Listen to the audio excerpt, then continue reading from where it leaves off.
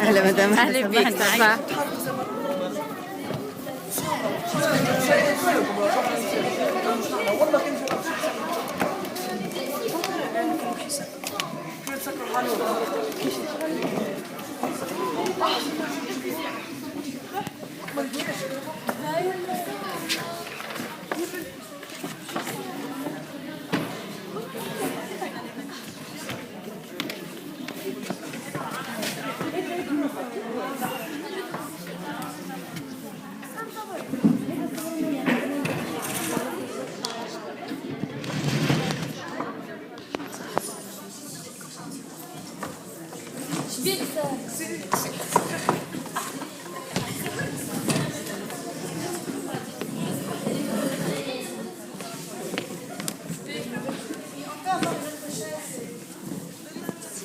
Sinon, on l'attend peut-être quand même. Enfin, t'as l'accusé, je peux le mettre. En français.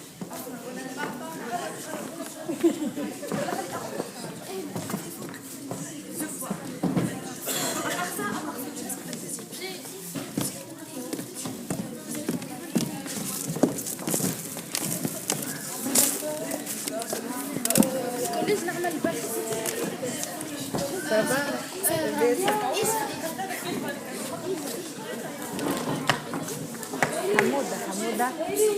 حمودة ساكي قل موسى بحدها ساكي بحدين موسى قل.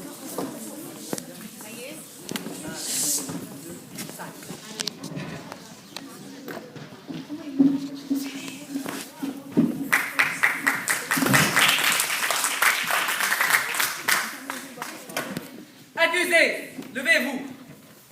Nom, prénom et profession. Rossi Albert, école, neveu de Rossi Rosalie. Je connais bien mademoiselle Rossi Rosalie. C'est une personne comme il faut, respectable à tous les points de vue. De quoi êtes-vous accusé? Justement, monsieur le juge, ce jeune garçon est accusé d'avoir proféré de graves menaces à l'égard de sa tante.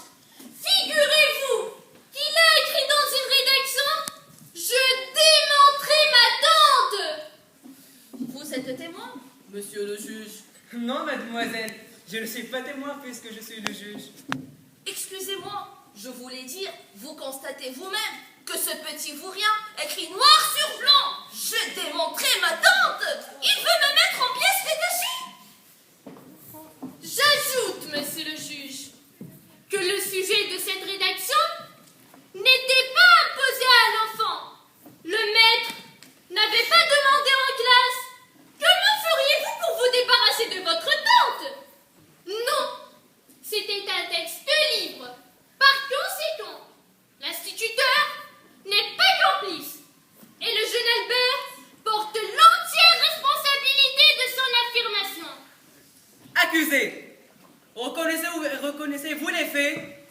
Oui, monsieur le juge. Mais. Et pourtant, tous les témoignages concordent.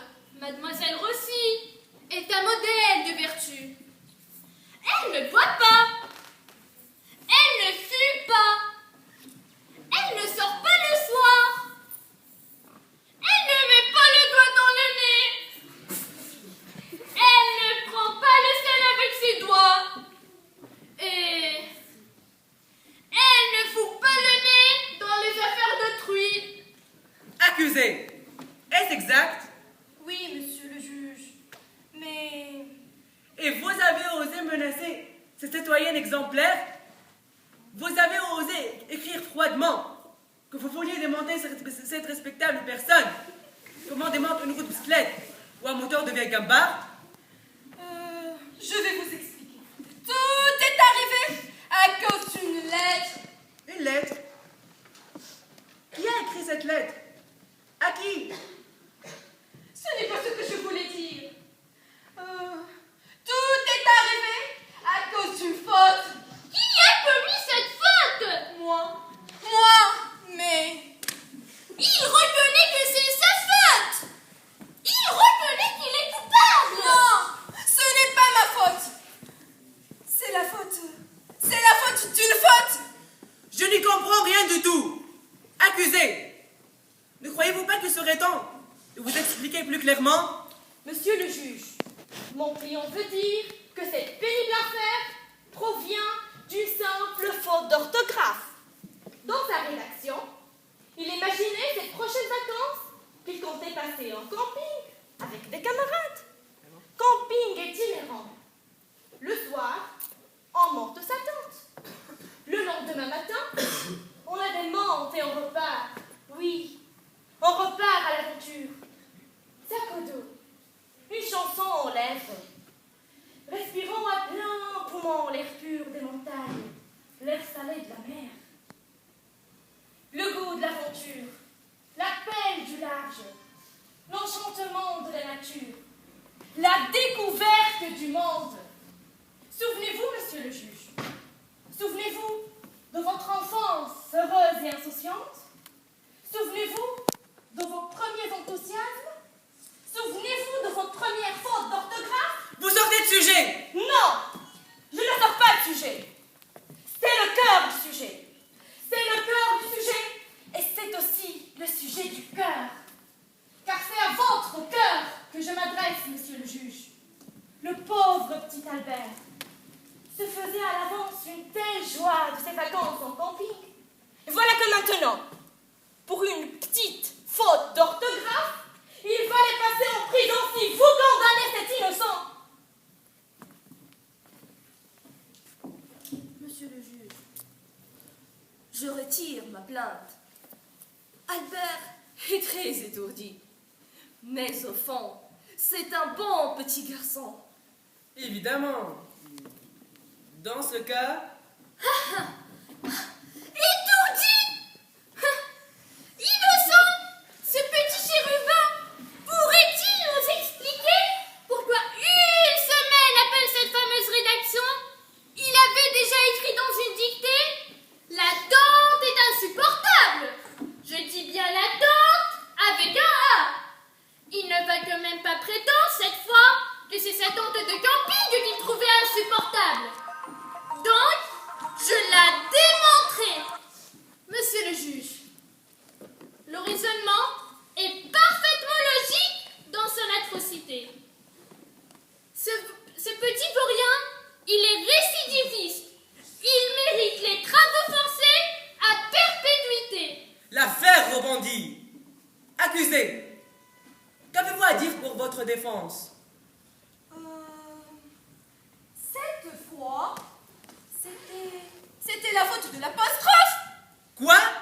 Une simple faute d'apostrophe, monsieur le juge.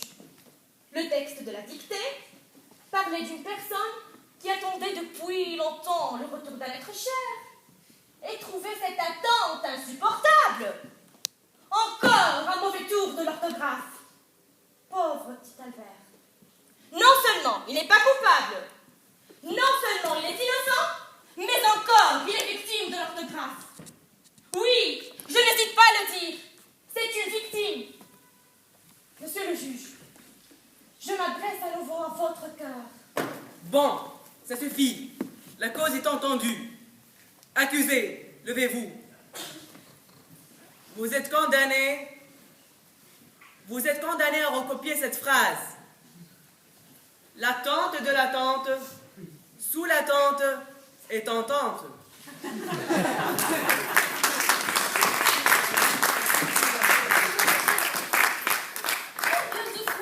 Monsieur, Une seule fois suffira, je pense. Et maintenant, vous êtes libre, Albert. Bonnes vacances.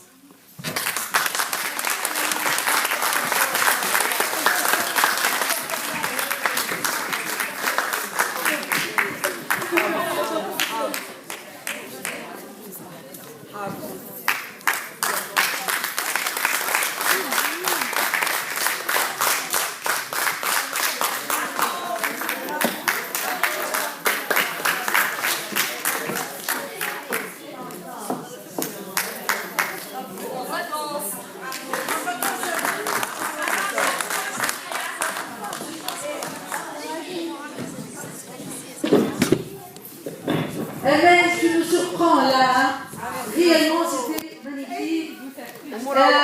Oui.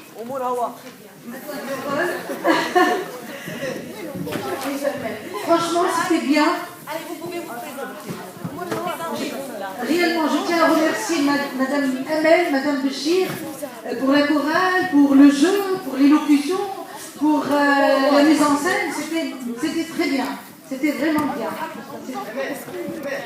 C'est un travail qui réellement mérite d'être sur scène, franchement. Hein? Ça mérite.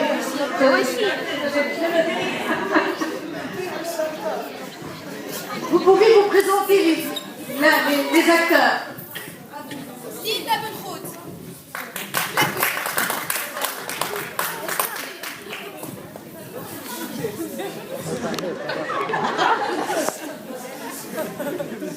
Linda Benroth. C'est l'accusée. Mohamed Thibault, c'est le juge. Zara Hassoun, l'attente. L'avocat de défense, Cyril Rabaille.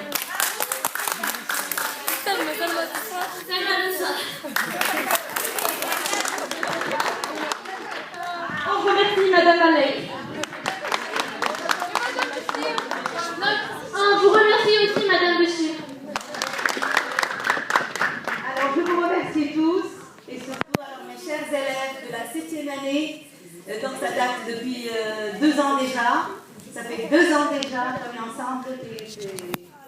Pour moi, c'est époustouflant parce qu'on n'a pas eu beaucoup de temps pour répéter, ni préparer le décor et tout, mais voilà.